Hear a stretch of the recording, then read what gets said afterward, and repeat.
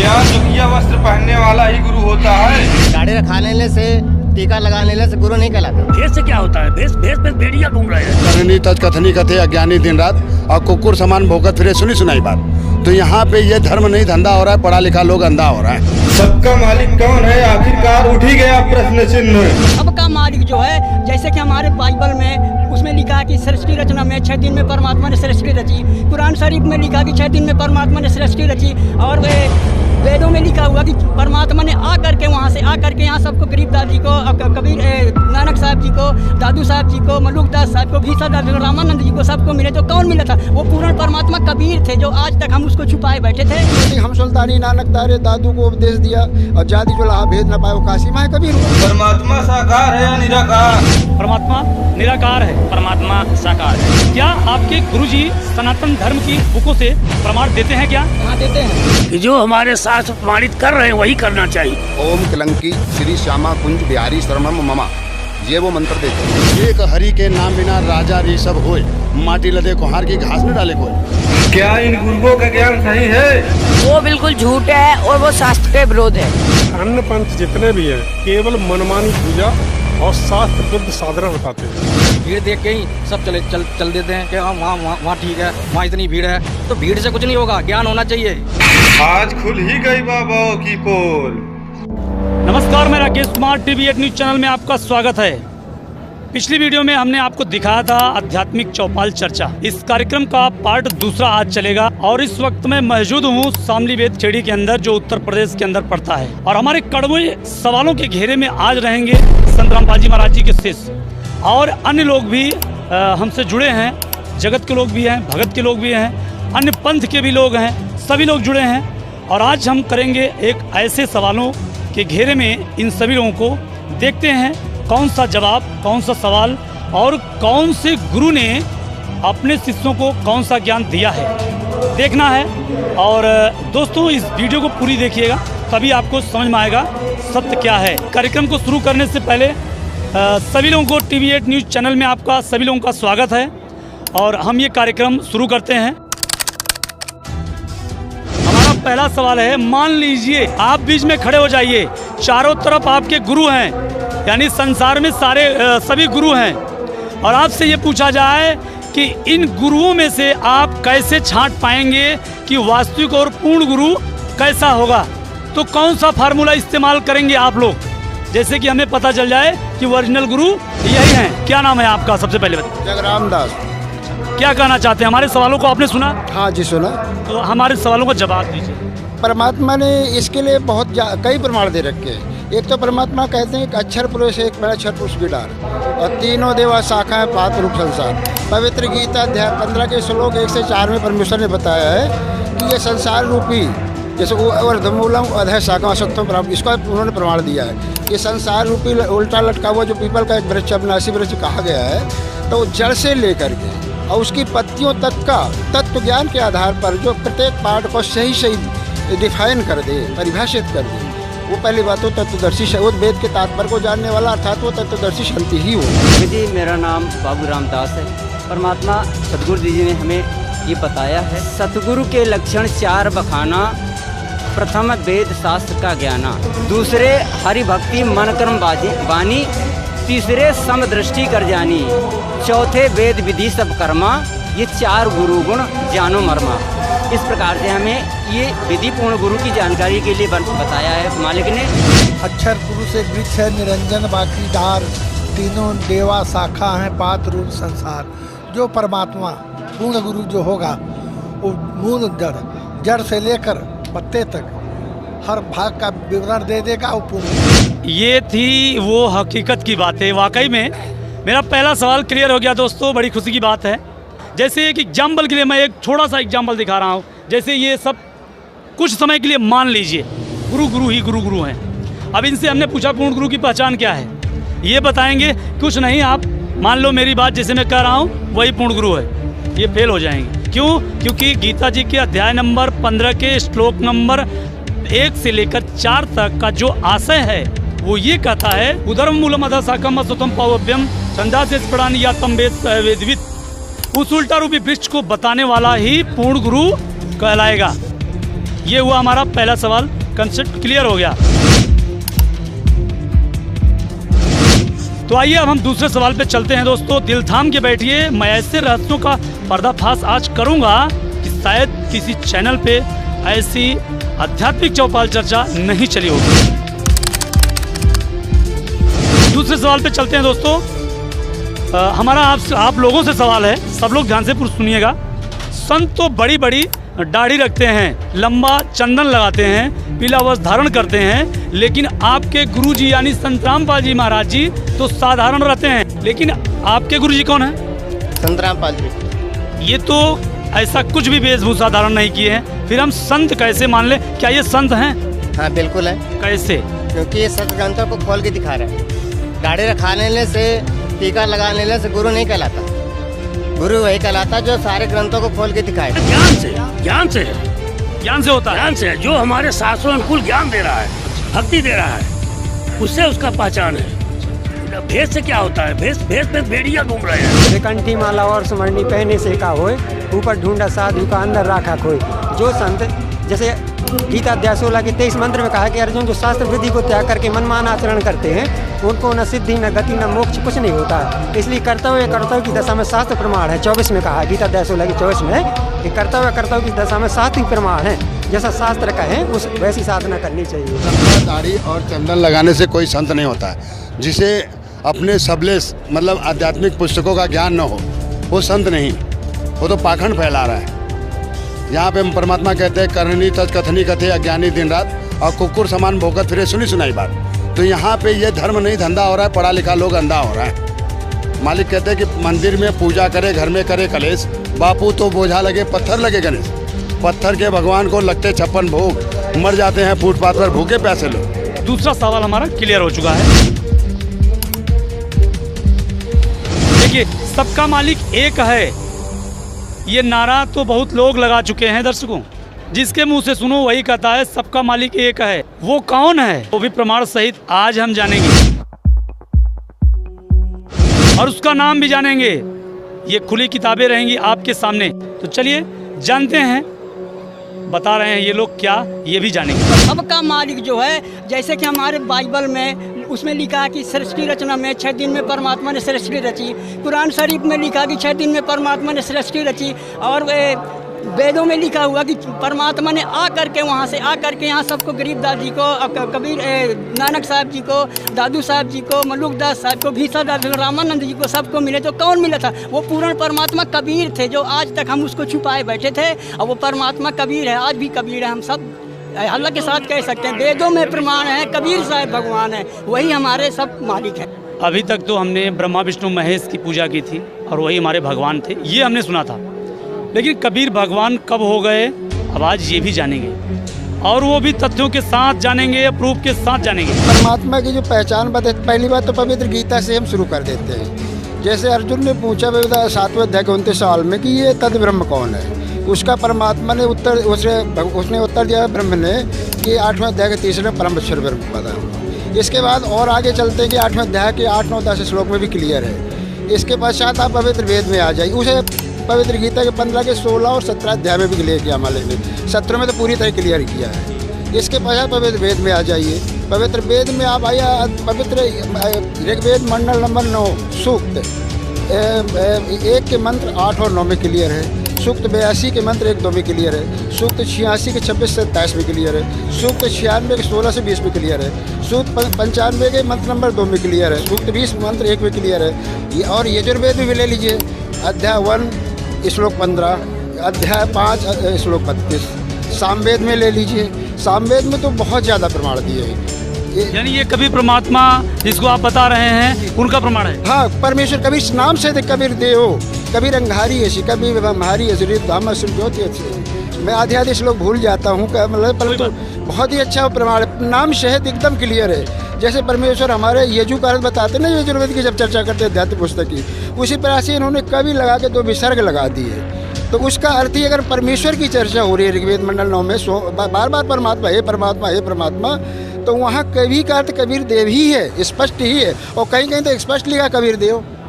बहुत ही जगह मैं दिखा सकता हूँ कि कबीर देव पूरी तरह क्लियर है कि वही हुई गॉड कबीर। और कहाँ लिखा? और गरीबदास महाराज जी कहते हैं हम सुल्तानी नानक तारे दादू को उपदेश दिया और जाति जो लहा भेद न पाए वो काशी माह कबीर हुआ। ये इसके विषय में परमात्मा पूरी तरह बताते। और भी कई जगह प्रमाण हैं कि मतलब जो परमात्मा जैसे नानक साहब ने किया है कि मैं भाई स्वर्ग मल्लू की देश ये भगवान की देश खड़ा सियाड़ा बहुता वाले धाड़क रूप रहा करता, वो धाड़क रूप रहा करता। पवित्र कुरान शरीफ में सूरत फुरकानी 25 आयत 52 और से 59 में तो पूरी तरह क्लियर कर दिया परमात्मा। इन भाई ने तो पूरा प्रमाण का जखीरा ही रख दिया। तो चलिए हमारा ये तीसरा सवाल भी क्लियर हुआ। अब हम चलेंगे चौथे सवाल पे। चौथा सवाल हमारा है परमात्मा साकार है या निराकार? क्योंकि अभी बहुत सारे लोग ऐसे हैं जो ये कहते हैं कि परमात्मा साकार है और कुछ लोग कह रहे हैं परमात्मा निराकार है। परमात्मा साकार है, जैसे मुस्लिम धर्म में कहते हैं कि उस परमात्मा ने 6 दिन में सृष्टि रची और 7वें दिन तख्त पर जा विराजा। तो जिस परमात्मा ने 6 दिन में सृष्टि रची और 7वें दिन तख्त पर जा विराजा, तो परमात्मा साकार है जब तो वो तख्त पर बैठा है। हाँ ये सही है। अगर साकार नहीं होता, तो सृष्टि कैसे रचता, कैसे वो तख्त पर विराजा? जब एक ग्रंथ बता रहा है कि 7 दिन में सृष्टि रची और 7वें दिन 6 दिन में सृष्टि रची और 7वें दिन तख्त पर जा विराजा, तो हम कुरान शरीफ के आधार से मानते हैं कि परमात्मा साकार है। तो हमारा चौथा सवाल भी क्लियर हो गया।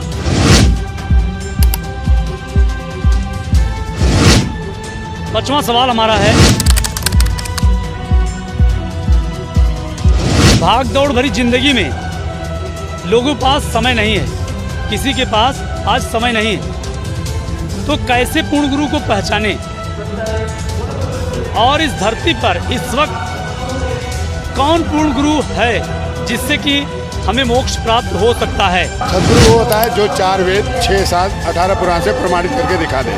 और आज के 625 वर्ष पहले हमारे कबीर परमात्मा आए हुए थे और इस मंडल पर बताए कि अक्षर पुरुष एक पेड़ है, निरंजन वाकी डार, तीनों देवा शाखा है, पात रूप संसार, एक साधे सब सदे सब साधे सब जाए, माली सींचे मूल में फले फूले गाए। तो तत्वदर्शी संत की पहचान यही है कि जो गीता अध्याय 15 श्लोक नंबर 1 का वर्णन है कि उधम मूलम अधम शाखम छंदासी यस्य पर्णानि वेदवित इस, तो ये उल्टे संसार रूपी पौधे को जो अलग अलग पार्ट में बता दे वो तत्वदर्शी संत होता है, जो कि इस समय वर्तमान समय में हमारे सदगुरु रामपाल जी भगवान बताते हैं हमें हमारे चारों वेदों से, गीता से, बाइबल से, कुरान से, 18 पुराण से प्रमाणित करके दिखाते हैं कि परमात्मा कौन है। चलिए ये हमारा पांचवा सवाल भी क्लियर हो गया। दोस्तों हमारा छठवां सवाल है क्या आपके गुरुजी सनातन धर्म की बुकों से प्रमाण देते हैं क्या? हाँ देते हैं। कौन सा प्रमाण दे रहे हैं? सब ऋग्वेद में, सामवेद में, अर्थवेद में, यजुर्वेद में, चारों वेद में देते हैं। गीता बाइबल, गीता से देते हैं, बाइबल देते हैं, कुरान से देते हैं। श्रीमद् भागवत गीता, गीता ज्ञानदाता खुद बोल रहा है कि मैंने यह ज्ञान सतयुग के प्रारंभ में सूर्यदेव को सुनाया था, जो सुनी सुनाई कुछ पीढ़ियों तक यह ज्ञान चला था। इसके बाद यह लोक लुप्त हो गया। वह ज्ञान आज हमारे तत्वदर्शी संत रामपाल जी महाराज दे रहे हैं, जो ब्रह्म ज्ञान दिया है इस सतयुग के प्रारंभ में, यानी सतग्रंथों सनातन धर्म है जो विलुप्त हो चुका था। उस ज्ञान को हमारे जगत गुरु तत्वदर्शी रामपाल जी महाराज ऊपर लाए हैं, दे रहे हैं। अच्छा चलिए ये हो गया क्लियर। 7वां सवाल है व्रत रखने वाले को मुक्ति संभव है या कोई लाभ भी प्राप्त होता है, ये बताएं। महात्मा सदगुरु रामपाल महाराज जी ने पवित्र गीता से ही प्रमाण दिया है। पवित्र गीता अध्याय 6 ये श्लोक नंबर 16 में कहा है कि ये भक्ति ना तो अधिक खाने वाले की और ना अधिक सोने वाले की, ना अधिक जानने वाले की, ना यही व्रत करने वाले की सफल होती है। ये गीता जी में लिखा है, पवित्र गीता में अध्याय 6 के 16। श्रीमद् भागवत में एकदम क्लियर कर दिया है गीता अध्याय नंबर 6 की श्लोक नंबर 16 में क्या भक्ति न तो अधिक खाने वाले के सफल, न तो न खाने वाले के सफल, न अधिक जागने वाले के सफल, न अधिक सोने वाले के सफल। तो आप ऐसा कुछ करते इससे कोई कुछ नहीं क्लियर होगा, इससे कुछ भी नहीं हासिल होगा आपको, न तो कोई लाभ है। यानी व्रत नहीं करना चाहिए, बिल्कुल नहीं करना चाहिए। फिर ये लोग करवाते क्यों? कि मनमाना आचरण करवा रहे, शास्त्र भी छोड़कर मनमाचरण कर रहे हैं। गीता अध्याय नंबर 16 की नंबर 23 में ही बोल रहा है गीता ज्ञानदाता कि शास्त्र विधि को त्याग कर जो मनमाना आचरण करते हैं, घोर तप को तपते हैं, न तो इनकी कोई गति है, न मुक्ति है, न कोई लाभ है। और 24 में डायरेक्ट बोल रहा है कि करते हो कर्म और करने वाले न करने वाले कर्म की स्थिति में शास्त्र ही प्रमाण हैं कि जो हमारे शास्त्र प्रमाणित कर रहे हैं वही करना चाहिए। 7वां सवाल भी क्लियर होता है। अब हम चलेंगे 8वें सवाल पे। तो चलिए, हमारा 8वां सवाल है, अन्न गुरु ये कहते हैं अपने अनुयायी से, आप भक्ति नहीं करोगे तो भी मैं पार कर दूंगा, कितना सही है? बगैर भक्ति के 84 के बंधनों से नहीं छूट सकता है कोई भी, चाहे कोई भी धर्म गुरु हो। यदि सत भक्ति नहीं है तो 84 के चक्र से नहीं छूट पाएगा, जीवन मृत्यु के चक्र में बना रहेगा। तुलसीदास जी ने लिखा कि कलयुग केवल नाम आधारा, सुबर सुबर नर उतरे पारा। स्वामी जी भजन में दिए, कार्य भयो काशी में बसे से, काजल गंगा पिए से, जिन नाम न जपा हिये से, बिना भजन से मुक्ति नहीं होगी। भजन करना है, जो जैसे परमात्मा ने हमको ज्ञान दिया है, बिना भजन किए हम लोग पार नहीं होंगे। हाँ, वो यही जवाब कहते थे कि बेटा भगवान कृष्ण की पूजा करो, राधे राधे श्याम मिला दे, हरे कृष्णा हरे राम, यही वो सब मंत्र देते थे। लेकिन मुझको मंत्र उन्होंने दिया था, वो आपके माध्यम से वो सुनेंगे। ओम किलंकी श्री श्यामा कुंज बिहारी शरणम ममा, ये वो मंत्र देते थे। लेकिन मैं इसका जो मतलब करते करते बहुत ही दुखी था कि 2.5 घंटे सुबह 2.5 घंटे शाम। मुझे उस भक्ति से क्या मिला? मेरी माँ आग लगा के मरी, मेरी भाभी आग लगा के मरी, मेरा बाप कैंसर से मरा, मैंने अपनी 4 बेटियों की शादी की, 3 विधवा हो गई, मेरी बेटी का कोड़ हो गया उस भक्ति के कारण। और जो है मेरा एक बड़ा भाई था, वो डॉक्टर के यहाँ सुई लगाने गया, दर्द हुआ था, वो उस डॉक्टर के यहीं पर मर गया। और फिर मेरे जो है ये सब किडनियाँ वगैरह खराब। भक्ति बिना क्या होता है भ्रम रहा संसार, रति कंचन पाया नहीं रावण चलती पाया। तो यहाँ पे भक्ति की बहुत विशेषता है। जो भक्ति नहीं करेगा, जैसे मानव तन पाकर भजे न हरि का नाम, जैसे कुआं खुदवाया जल बिना किसका। तो यहाँ पे भक्ति करना बहुत जरूरी है। जैसे कि हमारे परम पिता परमेश्वर कबीर साहब ने कहा कि एक हरि के नाम बिना राजा ऋषभ होए, माटी लदे कुहार की घास न डाले कोई। एक हरि के नाम बिना नारी कुतिया होए, और गली गली भोकर फिरे टूक न डाले कोई। तो यहाँ पे मानव शरीर में रहते हुए ये मानव शरीर हमें भक्ति के लिए ही मिला गया है, और हमें भक्ति करके ही मोक्ष प्राप्त करने के लिए मिला गया है। तो इसलिए भक्ति बहुत जरूरी है। अन्य पंथ जो सद्भक्ति बता रहे हैं वो सही है या वो झूठ है? वो बिल्कुल झूठ है और वो शास्त्र के विरोध है। आज के जो धर्म गुरु हैं, एक आएगा राम की कथा कहेगा, दूसरा आएगा कृष्ण की कथा कहेगा, और तीसरा आएगा शिव को भगवान बताएगा, और चौथा आएगा ब्रह्मा विष्णु महेश सबको सर्वेश्वर महेश्वर कहेगा। और गीता जी में तो लिखा है कि भगवान एक है, उसने ही सारी सृष्टि की रचना की है। और फिर ये कहाँ से कोई राम को कोई कृष्ण को, ये कहाँ से हो गए? सही भगवान, सही गुरु और सही भगवान परमात्मा एक है, जिसका नाम कबीर है, वो शायद शरीर है और सतलोक में वो रहता है। आपके गुरुजी शास्त्र के अंदर खोल कर दिखाते हैं क्या?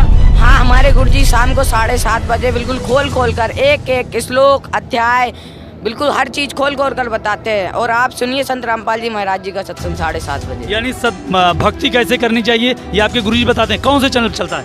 साधना चैनल पे 7:30 बजे चलता है। अन्य पंथ जितने भी हैं वो अभी तक केवल मनमानी पूजा और शास्त्र विरुद्ध साधना बताते हैं। हमारे गुरुजी ने जब से ये ज्ञान देना आरंभ किया, तब से लेकर आज तक हमारे गुरुजी सब सदग्रंथों को खोल कर प्रमाण सहित ये बताते हैं, देखो बच्चों, आज आप पढ़े लिखे हो, निरक्षर नहीं हो, और उनके झूठे जो लोग मनमानी पूजा बता रहे हैं, जिन्होंने कभी वेद और शास्त्र पढ़े नहीं, और वो आपको भ्रमित करते रहे हैं। और उस पूजा विधि से हमको या हमारे अन्य साथियों भक्तों को किसी को कोई लाभ नहीं हुआ। भक्ति के लिए सतगुरु की आवश्यकता होती है, जो कि अन्य पंथों में सतगुरु नहीं है, केवल वे गुरु के नाम से दुकान चला रहे हैं। जितने भी ये पंथ हैं, ये कहते हैं हम सत भक्ति है, ये सिर्फ देवी देवताओं तक की भक्ति बताते हैं। हमारे परमात्मा सतगुरु रामपाल जी महाराज पूर्ण परमात्मा की भक्ति बताते हैं, जो सृष्टि का पालनहार है। आज तक किसी को ये नहीं पता था कि वो सृष्टि का पालनहार है कौन। सब कहते थे मालिक एक है, पर एक वो है कौन? हमारे सतगुरुदेव महाराज ये बताते हैं कि वो सतगुरुदेव एक है और उसका गीता अध्याय 15 के श्लोक 17 में बताया है कि उत्तमा पुरुषा तो अन्य परमात्मा इति उदायता या लोक अव्या ईश्वरा, कि वो मालिक सबका धारण पोषण करने वाला वो कौन है। सिलेबस होता है अपना, जो स्कूल होता है उसमें जो बच्चे पढ़ते हैं स्कूल में, वो सिलेबस के अनुसार जो मास्टर टीचर पढ़ाता है वो सही है। और आउट ऑफ सिलेबस जो अपना मनमाना आचरण कुछ भी, मतलब कोई किताब खोल के ये लोग दिखाते नहीं हैं, कोई शास्त्र खोल के दिखाते नहीं है। कोई कह रहा राम बड़ा, कोई कह रहा शिव बड़ा, कोई कह रहा है कुछ बड़ा। तो ये, और भगवान, जबकि पता है कि भगवान एक है और उसका कोई पता नहीं है, कोई बताते नहीं है, और 36 रास्ते बना दिए हैं। अरे जबकि जाना भगवान एक है तो एक रास्ता भी तो होगा, एक ही रास्ता होना चाहिए। तो उस रास्ते को संत रामपाल जी महाराज, हमारे गुरुजी, मेरे गुरुजी बताते हैं और बिल्कुल प्रमाण सहित बताते हैं। बिल्कुल कहते हैं कि गुरु के लक्षण 4 वेद 6 शास्त्र कहूँ 18 बोध, यानी जो जितने भी जो 4 वेद हैं अपने 4 वेद खोलते हैं, बताते हैं, उसमें से प्रमाण दिखाते हैं कि ये भगवान है। और जितने भी हमारे जो और भी जो पुराण हैं, जितने भी शास्त्र हैं, सब खोल के दिखाते हैं। साधना टीवी पे बाकायदा 7:30 बजे सत्संग आता है गुरुजी का, उसमें सब खोल के दिखाते हैं। और ये लोग कुछ एक किताब की खोल के नहीं दिखाते, बस ऐसी भीड़ को बस थोड़ा सा वो कर लेते हैं और अपनी भीड़ देख के ही सब चल देते हैं कि हाँ वहाँ ठीक है, वहाँ इतनी भीड़ है। तो भीड़ से कुछ नहीं होगा, ज्ञान होना चाहिए। तो मास्टर वही होता है जो उसको ज्ञान को फीड करा दे। अभी इनके अनुयायियों से पूछ लो, चलो चले तो जाते हैं वहाँ, ताली पीट लेंगे, बता देंगे, पर इनसे कुछ भी पूछो ना तो ये लोग कुछ बता नहीं पाते हैं, प्रमाण सहित नहीं बता पाएंगे इनके अनुयायी। और संत रामपाल जी के जो अनुयायी हैं ना, आप पूछोगे उनसे तो बिल्कुल हमारे गुरुजी ने एक मतलब बहुत सी चीज़ें ऐसी फीड करा दी हैं कि वो मास्टर वही होता है जो ज्ञान को समा दे। मास्टर वही होता है और वही पास होगा आगे जाके। बाकी तो तुम उसमें पढ़ते रहो, स्कूल में ताली पीटते रहो, ज्ञान समझ में आया नहीं, कुछ आया नहीं कि क्या मार्ग है, कहाँ जाना है, क्या मंजिल है हमारी, कौन परमात्मा है। ऐसे थोड़ी होता है कि 36 प्रकार पूछते रहो। कुछ ऐसे लोग भी कहते हैं, कुछ ऐसे धर्म गुरु भी हैं जो कहते हैं कि मंत्र मिल गया है, अगर नहीं भी पूजा करोगे, नहीं भी जाप करोगे तो भी मैं पार कर दूंगा। क्या कहना चाहते हैं? ऐसा तो है ही नहीं, कैसे पार? आपके गुरुजी भी ऐसे बताते हैं? एडमिशन ले ले बच्चा और किताब घर पे पढ़ता रहे, ऐसे पार हो जाएगा। हमारे गुरुजी बाकायदा जो शास्त्रों में लिखा है, कैसे मंत्र जपने हैं, कैसे क्या करना है, बिल्कुल शास्त्रों में प्रमाण है, बाकायदा मंत्र भी है, सब कुछ है। उस हिसाब से ही तो पार होगे, ऐसे थोड़ी ना पार हो जाओगे। ऐसे तो फिर तो क्या ज़रूरत है ज्ञान देने की इतना। हाँ, ये भी सही बातें हैं कि वाकई में बच्चों का नाम अगर विद्यालय में लिखवा दिया जाए और अध्यापक ये कहे कि मैं पास कर दूंगा, ये तो सरासर फर्जी बातें हैं। तो देखिए दोस्तों, मेरा लास्ट सवाल यही था और मैं चलते चलते एक और सवाल जरूर पूछूंगा सभी लोगों से। भारत सरकार तमाम मुहिम चलाती है नशा मुक्त करने के लिए लोगों को, लेकिन कितना काबू कर पाती है आप लोग देख ही रहे हैं। वहीं दूसरी तरफ जगत गुरु तत्वदर्शी संत रामपाल जी महाराज जी की तरफ से चलाए जा रहे मुहिम में कितना लोग नशा त्याग रहे हैं वो भी हम आपको दिखाएंगे और आज इसमें भी जानने का प्रयास हम करेंगे। आज मुझे 10 साल हो गए अपने गुरु से नाम चले हुए, तो मैं उससे पहले पूरा नशेड़ी था। हर चीज़ मतलब 100 रुपये का तो गुटखा खा जाता था, मतलब जितने भी तम्बाकू शराब जितने भी थे। मेरी लाइन ऐसी थी, मैं ठेकेदार हूँ तो तुम्हें पता ही है, ठेकेदारी में कमीशन ये मुझे पार्टी देनी पड़ेगी, कुछ काम दिलाया तो ऐसा होता है। तो ऐसे ही बहुत नशेड़ी थे, मतलब सुबह से ही पी रहे हैं, शाम को मतलब घर में भी क्लेशबाजी होती थी इसी चक्कर में।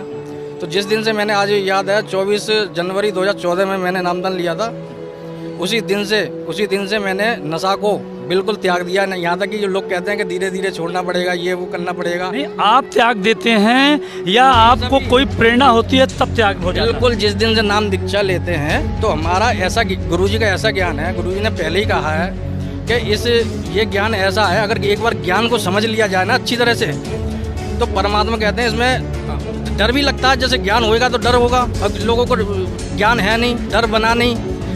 नशा ये है कि हमारे गुरुजी कहते हैं मदिरा पीवे कड़वा पानी, 70 जन्म कुत्ते के जानी, स्वान के जानी।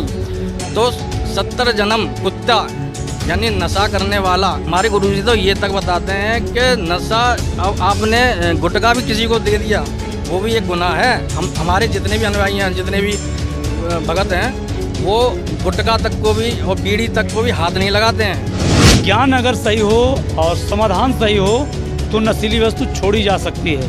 तो दोस्तों, आध्यात्मिक चौपाल चर्चा की ये पहल कैसी लगी आप लोग जरूर बताइएगा, और ये वीडियो अच्छी लगे तो अपने दोस्तों के बीच में शेयर कीजिएगा। अगर हमारी ये वीडियो आप फेसबुक पे देख रहे हैं तो पेज को फॉलो जरूर कीजिएगा। अगर यूट्यूब पे देख रहे हैं तो यूट्यूब पे सब्सक्राइब चैनल को जरूर कीजिएगा अगर ये वीडियो आपको अच्छी लगे तो। और अगली वीडियो तक बने रहिएगा, जरूर लेके आएंगे आपके बीच में आध्यात्मिक चौपाल का पार्ट 3।